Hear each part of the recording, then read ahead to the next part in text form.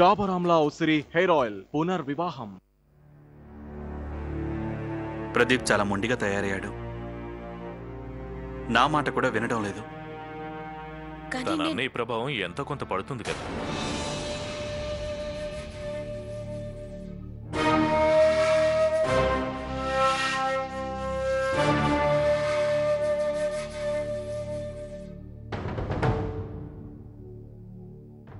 నీకు ప్రదీప్ మొండితనమే కనబడుతుంది, నీది కనబడట్లేదు. అమ్మా ఆర్తి, అన్ని ఏర్పాట్లు వచ్చాయి. పిల్లలతో పాటు ముంబై వెళ్ళాలి కదా. నువ్వు ఒక్క మాట కూడా మాట్లాడడానికి వీల్లేదు. ఒకవేళ నువ్వు నాన్న మాటల్ని పట్టించుకోను, నా ఇష్ట ప్రకారమే చేస్తాను అనుకుంటే ఇంక నీ ఇష్టం. అంటే మనం హాలిడేస్ కి వెళ్తున్నామా డాడీ? డాడీ, మీరు నిజంగా ముంబై తీసుకెళ్తున్నారా?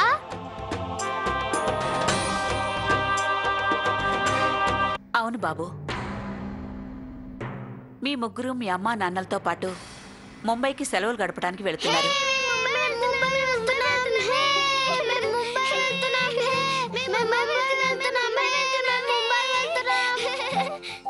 అన్నయ్య, నువ్వు నాన్న మాట కాదనవని నాకు తెలుసు. అందుకనే ముందే నెట్లో టికెట్స్ బుక్ చేయించాను. త్వరగా బయలుదేరండి, ఇంకొక అరగంటలో మీకు ఫ్లైట్ ఉంది. నువ్వు నీ మనసుకు నచ్చింది చేసేసావుగా. నీకు తెలుసుగా నేను నాన్నగారి మాటని కాదనని. మరి నన్నేం చేయమంటావు అన్నయ్య? చెప్పు. నువ్వే చూడు, పిల్లలు ఎంత హ్యాపీగా ఉన్నారో. వాళ్ళ కోసం నువ్వు నవ్వుతూ ఎస్ చెప్పే అన్నయ్య.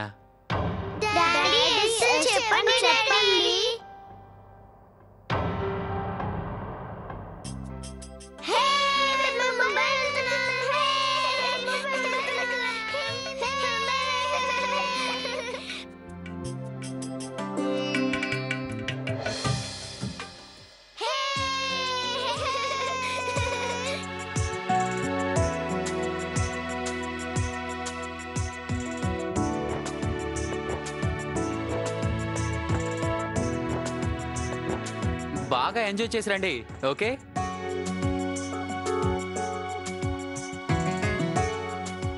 అన్నయ్య, డబ్బులు తీసుకెళ్తున్నావు కదా, క్రెడిట్ కార్డ్ కూడా. ఒకవేళ ఏమో తక్కువైతే చెప్పు, నాకు అమ్మకు చెప్పి అరేంజ్ చేయిస్తాను. అలానే మా వదిన్ని కాస్త జాగ్రత్తగా చూసుకో.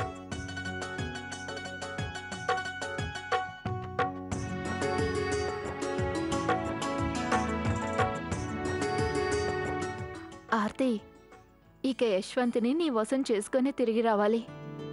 పిల్లల సెలవు సాకుతో వెళ్తున్నావు, హనీమూన్ చేసుకునే తిరిగి రావాలి. ప్రేమ ఎలాగో ఉంది, సమయం సందర్భం కూడా కలిసొచ్చాయి. అర్థమైందా? నిజం చెప్పాలంటే హనీమూన్ కోసం ముంబై మంచి రొమాంటిక్ ప్లేస్. అక్క, ఏంటి నువ్వు ఎప్పుడు ఇలాగే మాట్లాడతావు? వదినా, మీ ఇద్దరు సీక్రెట్గా ఏం మాట్లాడుకుంటున్నారు? ప్రణతిని జాగ్రత్తగా చూసుకో. ఎలాంటి హర్టింగ్ మాటలు మాట్లాడి మీ ఇద్దరి మధ్య ప్రేమని తగ్గించుకోకూడదు ప్రదీప్. మేమిదే మాట్లాడుకుంటున్నాం.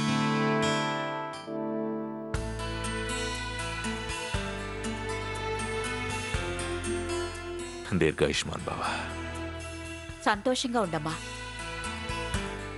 జాగ్రత్తగా వెళ్ళండి. అక్కడికి వెళ్ళగానే ఫోన్ చేయి, సరేనా? అలాగే అత్తయ్య. త్వరగా రండి, లేట్ అవుతుంది.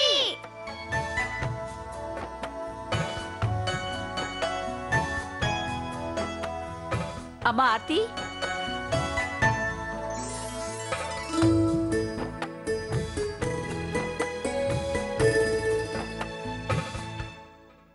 నేను చెప్పిన మాటలు నీకు గుర్తున్నాయి కదమ్మా? ఉన్నాయత్తయ్య, మీరు చెప్పినవేవీ నేను మర్చిపోను. నా ప్రయత్నం నేను చేస్తాను. లేదు, ప్రయత్నం మాత్రమే కాదు, నువ్వు ఈ అసాధ్యాన్ని సాధ్యం చేయాలి. అర్పిత స్థానాన్ని నువ్వు తీసుకోవాలి. యశ్వంత్ మనసులో ఎలాగైనా నువ్వు చోటు సంపాదించాలి. ఇదే నీ తక్షణ కర్తవ్యం. చూడు, నువ్వు మంచి కోడలి అనిపించుకోవాలి. పిల్లలకి సవతి అమ్మ నుంచి అమ్మగా మారావు. ఇక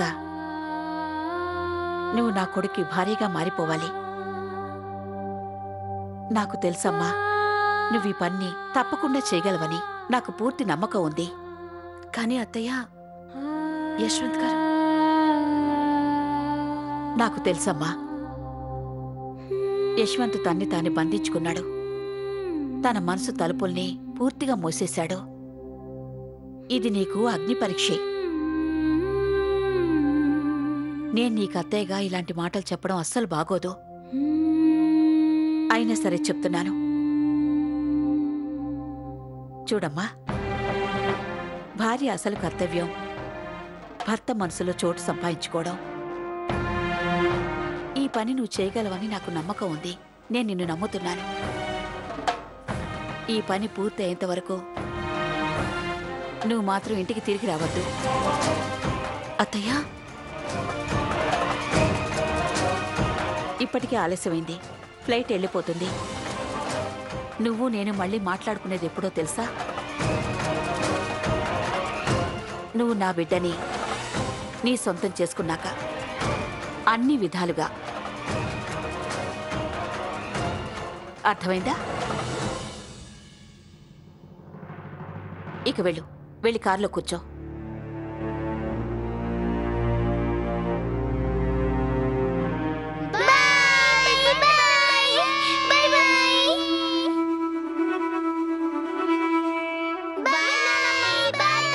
బాయ్ పిల్లలు. Bye.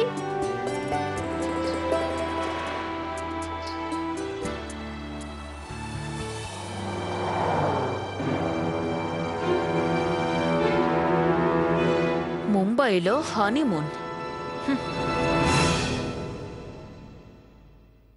Pranathi, I'm really sorry. నువ్వే చూసావుగా పిల్లలు ఎంత హ్యాపీగా ఉన్నారో.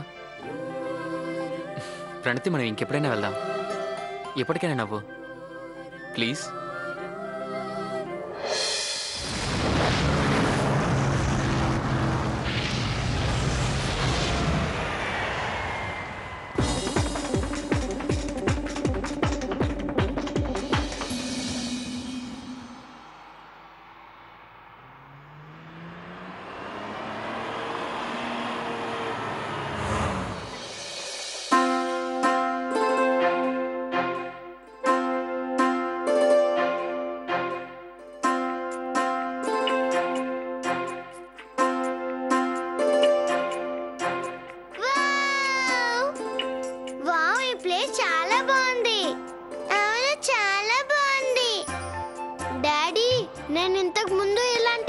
ఎప్పుడు చూడలేదు.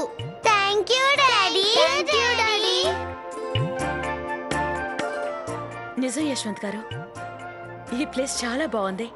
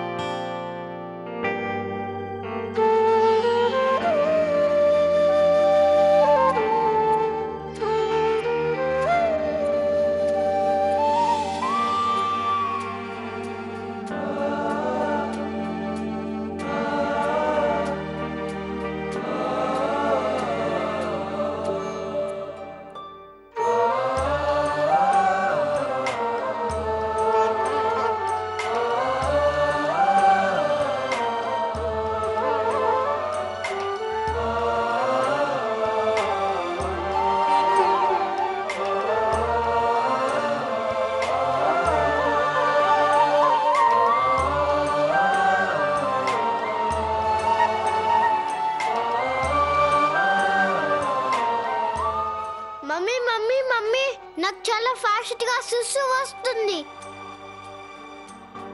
కమాన్ అంశు, నేను తీసుకెళ్తాను పద.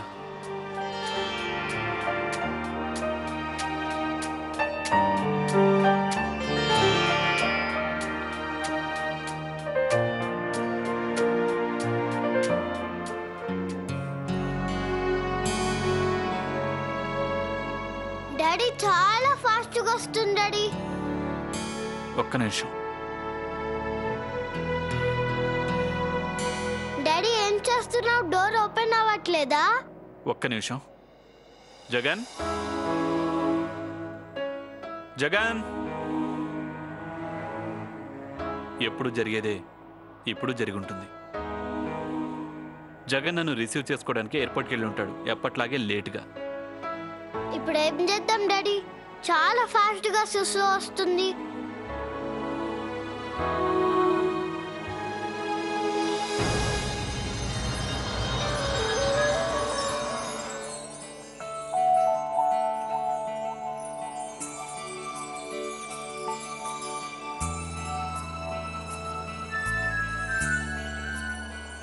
అన్షు, పైన రైట్ సైడ్ లో ఉంటుంది. Okay daddy. యశ్వంత్ గారు, జగన్ డూప్లికేట్ కి ఎప్పుడు ఇక్కడే పెడతాడా? లేదు, అర్పిత ఎప్పుడు ఈ కీస్ని ఇక్కడ పెడుతుండేది.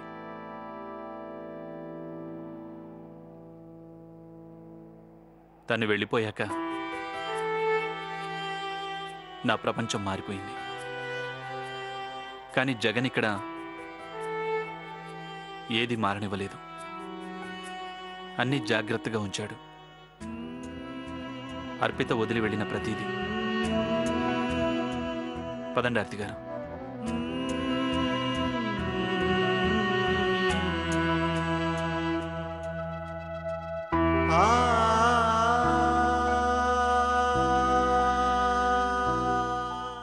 ఈ వాల్ క్లాక్ అప్పుడప్పుడు ఆగిపోయినా సరే జగన్ దాని టైం చేంజ్ చేస్తూ ఉంటాడు. కానీ ఈ వాల్ క్లాక్ని మాత్రం చేంజ్ చేయడు. ఎందుకంటే దాన్ని అర్పిత తీసుకొచ్చింది.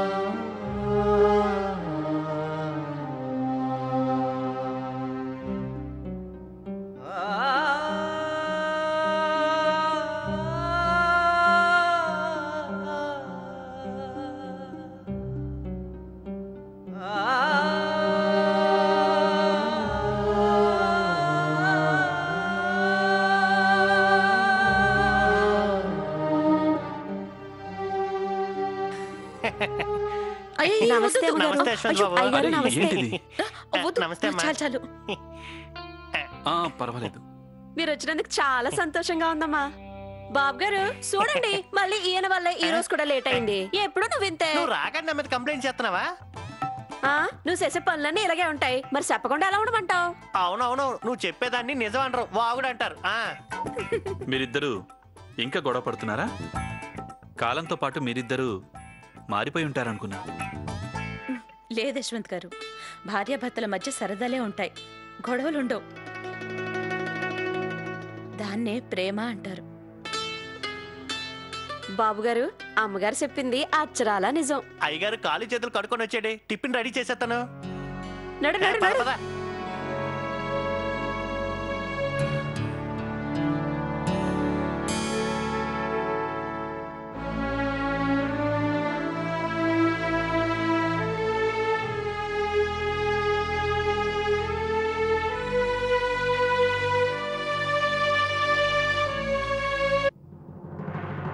నీకు నా మాటలు గుర్తున్నాయమ్మా?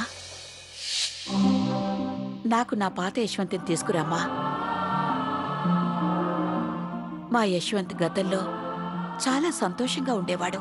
జీవితాన్ని పూర్తిగా అనుభవించేవాడు. భోజనం కూడా చాలా ఇష్టంగా చేసేవాడు. రకరకాల కూరలు కావాలనేవాడు. కానీ ఇప్పుడు తన మనసులో ఏముందో, ఏమనుకుంటున్నాడో దాని గురించి ఏమీ పట్టించుకోవట్లేదు. యశ్వంత్ మొహంలో నవ్వు బలవంతంగా వస్తోంది.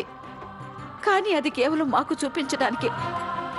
మా మనశ్శాంతి కోసమే తను నవ్వుతున్నాడు.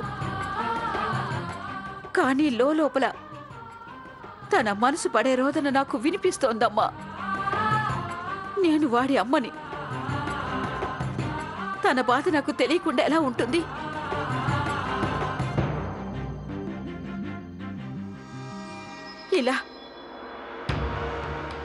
ఇలా నా బిడ్డ జీవితం చీకటితో నిండిపోయింది. కేవలం నువ్వే తన జీవితంలోకి రంగులు తీసుకురాగలవు. నీ ప్రేమతో తనకి మాటల్ని, నవ్వుని, సంతోషాన్ని ఇవ్వమ్మా. ఈ అమ్మ నీ సాయం ఎప్పటికీ మర్చిపోదు. కానీ అత్తయ్య, యశ్వంత్ గారి మనసులో కేవలం అర్పిత గారు మాత్రమే ఉన్నారు. నువ్వు నీ భర్తకి తోడుగా ఉంటానని ప్రమాణం చేశావు. నువ్వు తన భార్యవి. నీకు ప్రతి హక్కు, అధికారం ఉంది యశ్వంత్ పైన, తన ప్రేమ పైన. ఇప్పుడు నువ్వు అన్ని విధాలుగా యశ్వంత్ భార్య స్థానాన్ని పొందాలి. అన్ని రకాలుగా నువ్వు తన జీవిత భాగస్వామివి కావాలి. అనుభవం సంపూర్ణమయ్యేది ఇప్పుడే. భార్యాభర్తలిద్దరూ ఎంతో ప్రేమతో, పూర్తి నమ్మకంతో తమ మనస్సాక్షిగా ఒకరినొకరు సమర్పించుకోవాలి. నాకు మాటివ్వమ్మా, నువ్వు తప్పకుండా నీ పత్ని ధర్మాన్ని నిర్వర్తిస్తానని.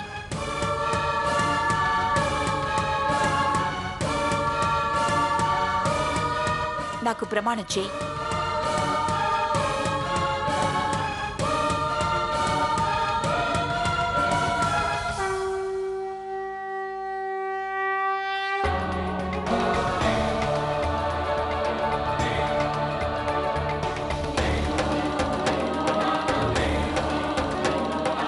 నేను మీకు ప్రమాణం చేస్తున్నాను అత్తయ్య.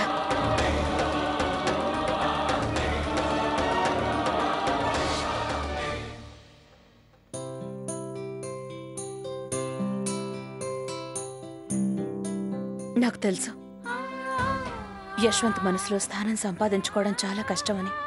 కానీ అత్తయ్య గారి కోసం, నా పిల్లల కోసం, కుటుంబం కోసం, అలాగే నా కోసం నేను ఈ అసాధ్యాన్ని సాధ్యం చేయాల్సిందే. ఎందుకంటే మనసుకి సంబంధించిన విషయాల్లో బాధ ఎప్పుడూ ఎక్కువగానే ఉంటుంది. కానీ ఆర్తి ఇప్పుడు పూర్తి స్థాయిలో మిసెస్ యశ్వంత్ సింధియాగా మారుతుంది.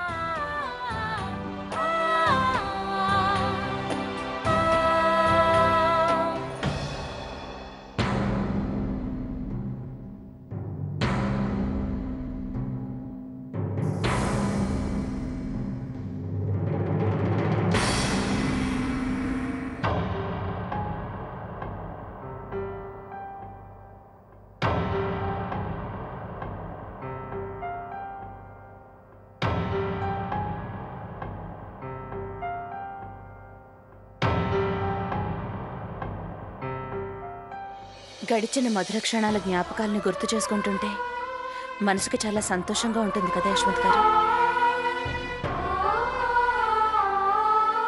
కానీ ఈ జ్ఞాపకాలే మీ జీవితంగా మారితే గనక చాలా కష్టంగా ఉంటుంది. ఎందుకంటే జ్ఞాపకాలు మనసుకి మాత్రమే పరిమితం అవుతాయి కదా, మళ్ళీ తిరిగి రావు. అందుకని వాటిని గుర్తు చేసుకుని సంతోషించటమే మంచిది. ఆ తర్వాత వాటిని మర్చిపోవాలి.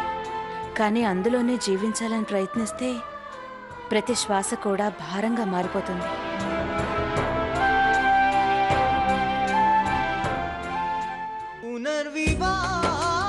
డాబర్ ఆమ్లా ఉసిరి హెయిర్ ఆయిల్ పునర్వివాహం.